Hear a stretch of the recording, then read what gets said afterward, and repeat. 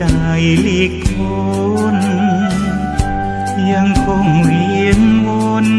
ด้วยผลจากการกระทำทุกชีวิตถูกลิขิตตามกฎแห่งกรรมกฎหมายเพียงให้หลาบจำแต่กฎแห่งกรรมติดตามจนตา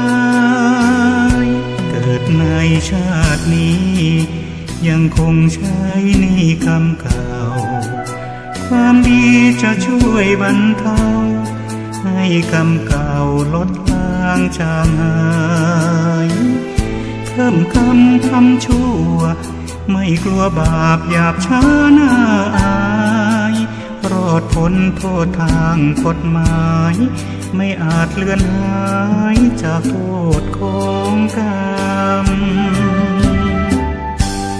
ทำดีได้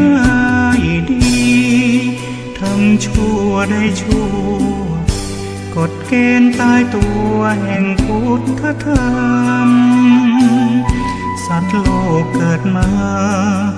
ย่อมเป็นไปตามกรรมดำรัสตรัสคำเป็นสัจธรรมจากองค์สัมมาเวียนว่ายตายเกิดเชื่อเถิดโลกนี้มีจริงอย่ามัวอ้างอิงคอยประวิงให้เสียเวลารีบสร้างความดีมันทำบุญถือศีลภาวนาอยู่ในโลกนี้โลกหน้าบุญช่วยนำพาผ่านเวรพ้นกรรม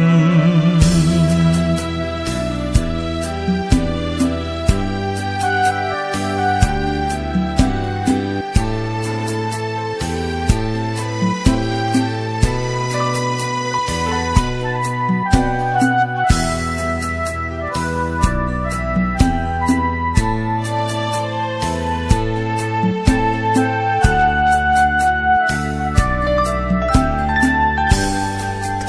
ำดีได้ดีทำชั่วได้ชั่วกฎเกณฑ์ตายตัวแห่งพุทธธรรมสัตว์โลกเกิดมาย่อมเป็นไปตามกรรมดำรัสตรัสคำเป็นสัจธรรมจากองค์สัมมา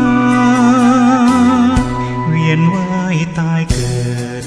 เชื่อเถิดโลกนี้มีจริงอย่ามัวอ้างอิงคอยประวิงให้เสียเวลารีบสร้างความดีมันทำบุญถือศีลภาวนาอยู่ในโลกนี้โลกหน้าบุญช่วยนำพาผ่านเวรพ้น